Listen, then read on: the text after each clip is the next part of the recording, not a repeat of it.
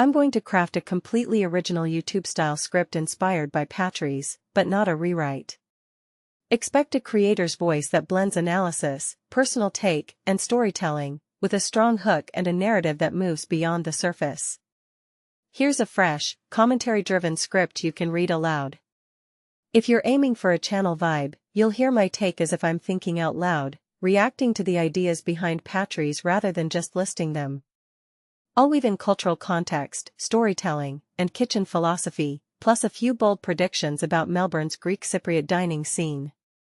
Opening hook: imagine walking into a diner that feels like a living history book, bright white, warm wicker chairs, and a menu that doesn't fear the offcuts of tradition. This is Patris, a neighborhood spot that doubles as a cultural exchange program where Greek Cypriot home cooking meets Melbourne's modern appetite for local, seasonal produce. Context and setup: Patris isn't just a restaurant. It's a story about migration, memory, and how cuisine can be a bridge between past and present. The name nods to a ship that carried thousands to Australia, and the menu leans into home-style cooking that often gets overlooked when people talk about Greek food. The pair behind it, Michael and Hassan, aren't just chefs, they're curators of warmth, community, and seasonal integrity. Main breakdown: Idea 1, community-driven dining as a backbone. Commentary: what makes this concept compelling is how it reframes the dining room as a social space, not just a place to eat. Patris grew out of pop-ups and community workshops, then transformed into a permanent restaurant because the people said yes to more. Personally, I think that's the secret sauce, a business that listens. What this reveals is a trend where hospitality becomes a hub for culture, education, and mutual aid, not merely a transaction. Analysis: when a kitchen repurposes leftovers, meal scraps, and offcuts into new flavors, it signals a sustainable mindset. The lemon zest going into cocktails, the pith turned into paste, these choices reflect an ethic of abundance rather than waste. From my perspective, this isn't just clever cooking, it's a philosophy that resonates with a global audience hungry for responsible, flavorful dining. Interpretation: the space itself, second-hand furniture, a living room lounge, a bookshelf-driven backdrop, transforms dining into an experience of belonging. It suggests that food can be a platform for storytelling, not just taste.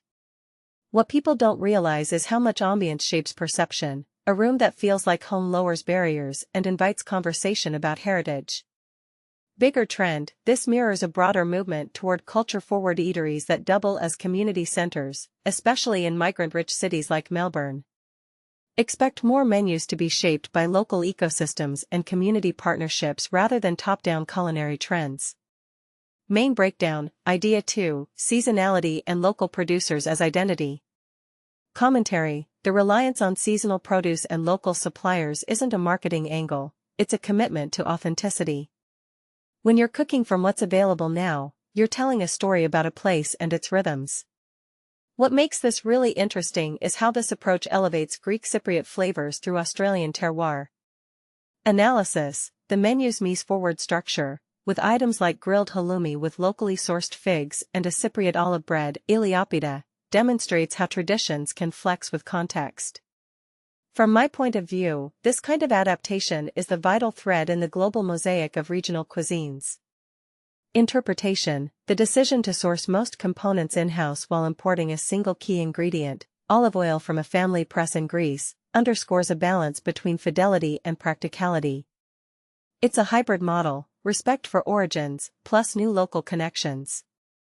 Bigger trend: expect more Mediterranean-influenced menus to foreground house-made elements and direct producer relationships, not only for flavor but for narrative credibility in an era of food storytelling. Main breakdown: Idea 3, craft and memory in the dining room. Commentary: the dining room as a stage for memory is a striking choice.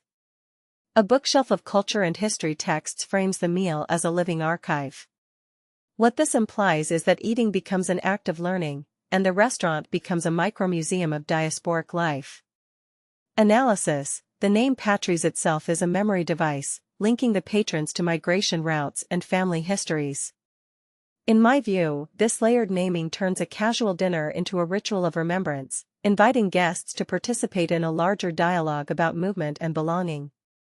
Interpretation: the contrast between the bright, modern interior and the earnest, history-rich decor creates cognitive tension that makes you lean in. What else is hidden in the pages behind the glass? It's a deliberate design choice to spark curiosity and conversation. Bigger trend: more eateries will blend convivial dining with curated cultural narratives, turning meals into experiential education rather than simple nourishment. Main breakdown: Idea 4, the beverage program as a continuation of the culinary story. Commentary: drinks aren't afterthoughts here, they extend the story, using local inspirations and kitchen offcuts. The ruby red mastic cocktail is a perfect example, a spirit-forward nod to Cypriot flavors that travels through local ingredients. Analysis: minimal intervention wines from Greece, Crete, and Australia align with the kitchen's philosophy of restraint and natural expression. From my viewpoint, this pairing strategy reinforces a philosophy, let the ingredients speak, in both food and drink. Interpretation: the drinks program signals that you don't need a heavy-handed approach to craft a sense of place. A few well-chosen components, mistas and hibiscus with lime, can carry a surprising amount of narrative weight. Bigger trend: expect more restaurants to blur the lines between beverage menus and culinary storytelling, using spirits, wines, and non-alcoholic options to echo regional histories and seasonal notes. Deeper insight: Idea, a modern Mediterranean identity in Melbourne. Commentary: Patris sits at an intriguing intersection, a Melbourne restaurant that leans Greek Cypriot, with a Bangladesh-born chef, and a modern, homey aesthetic. What makes this interesting is the way it embodies globalization through everyday dining. From my perspective, it shows that authenticity today is less about a fixed origin and more about a living, evolving dialogue. Analysis: the collaboration with community organizations, the Big Umbrella Foundation, Jesuit Social Services, elevates the space from a private eatery to a public good. This raises a deeper question: can restaurants become trusted community infrastructures without losing culinary integrity? Interpretation: the model demonstrates how migration histories can be celebrated and leveraged to create inclusive spaces that welcome diverse audiences while preserving culinary roots. Bigger trend: this could herald a new wave of purpose-driven hospitality where social impact is inseparable from taste, turning dining into social entrepreneurship. Closing thought: if you're searching for a meal that feels like a bridge between continents, Patris might be a compelling blueprint. It suggests that the future of eating well is not just about flavors on a plate, but about the stories, people, and ecosystems that bring them to life. What do you think is the most powerful part of this approach, the food, the space, or the community connections? And how would you want a neighborhood spot in your city to reflect your own history?